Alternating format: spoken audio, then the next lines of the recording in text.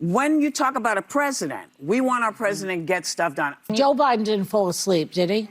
No, he but did. I mean, Trump he did called in him meetings. Sleepy Joe. But I'm making the point. I don't care if he's pooped his pants. The View's Whoopi Goldberg claims she's worried about President Trump being able to get the job done, questioning his ability to run the country. Don't forget to subscribe.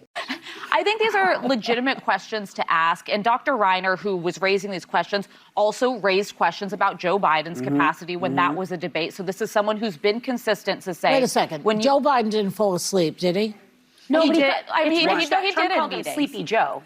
I'm making the point that he might is have been Blinky consistent Joe. as a medical professional. This isn't somebody with Trump derangement syndrome just coming after Donald Trump. This is someone who also wrote an op-ed saying there are legitimate questions about the health of Joe Biden. And I think we need to be able to have those discussions for the highest office in the land. And Look, I'm sorry. I just want to point out what Sleepy Joe got done while he was asleep. Oh, good.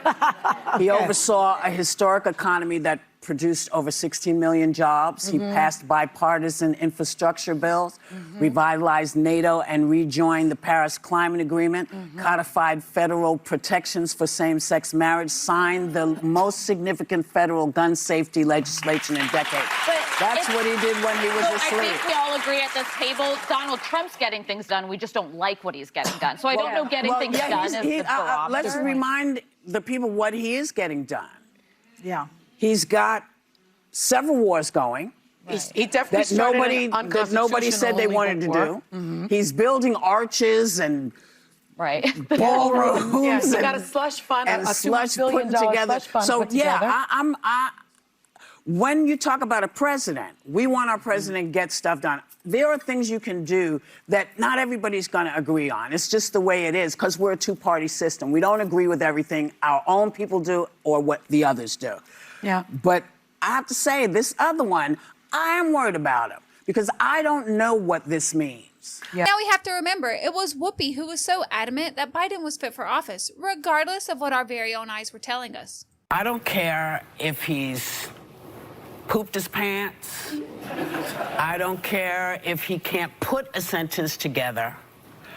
Show me he can't do the job, and then I'll say, okay, maybe it's time to go. I have poopy days all the time. I step in so much poo you can't even imagine. What? Now, I'm not running the world, but I don't know anybody who doesn't step in stuff at some point. If you are doing the job, I might not like everything you're doing.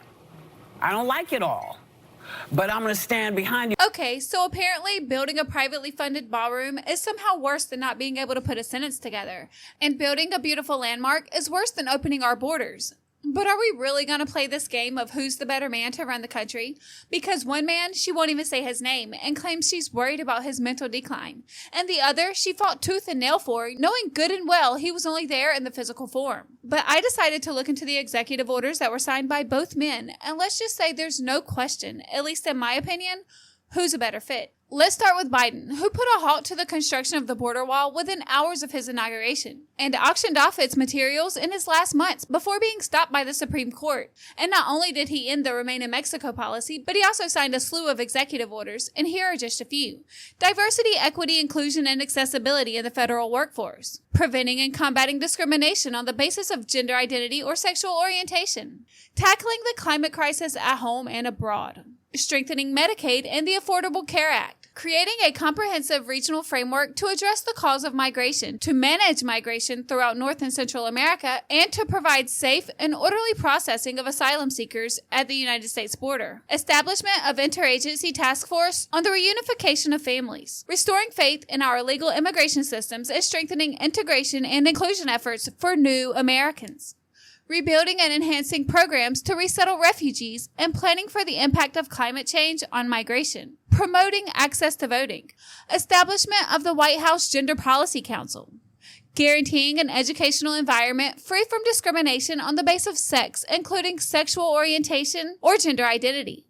Advancing equality for lesbian, gay, bisexual, transgender, queer, and intersex individuals. Protecting access to reproductive health care services, strengthening access to affordable, high-quality contraception and family planning services. Preserving and fortifying deferred action for childhood arrivals, also known as DACA. So it sounds to me like he had a mission, but it wasn't to put Americans first. Now let's compare that to the long list of executive orders signed by Donald Trump. Ending the weaponization of the federal government, restoring freedom of speech, and ending federal censorship. Ending radical and wasteful government DEI programs and preferencing. Unleashing American energy.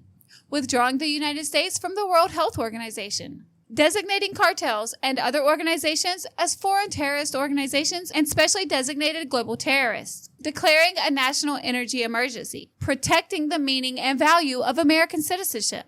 Protecting the American people against invasion. Keeping men out of women's sports. Eradicating the anti-Christian bias. Defending women from gender ideology extremism and restoring biological truth to the federal government. Ending radical indoctrination in K-12 schooling, protecting children from chemical and surgical mutilation. Restoring names that honor American greatness. Ending illegal discrimination and restoring merit-based opportunities. Declassification of records concerning the assassinations of President John F. Kennedy, Senator Robert F. Kennedy, and the Reverend Dr. Martin Luther King Jr. Prioritizing military excellence and readiness. Protecting Second Amendment rights. Stopping waste, fraud, and abuse by eliminating information silos. Preserving and protecting the integrity of American elections. Restoring truth and sanity to American history. Lowering drug prices by once again putting Americans first. Restoring equality of opportunity and meritocracy. Protecting American communities from criminal aliens. Stopping Wall Street from competing with Main Street homebuyers. Removing regulatory barriers to affordable home construction. Ensuring citizenship verification and integrity in federal elections. Establishment of the Religious Liberty Commission. Now, I don't know about you, but for me, it's obvious which president is better for America. But that's just my opinion. I would love to know your thoughts on this in the comments below. And if you enjoyed this video, give it a like and please consider subscribing to the channel. And if you're already one of my 623 subscribers, thank you so much for supporting the channel. And as always, thanks for watching and I'll see you in the next one.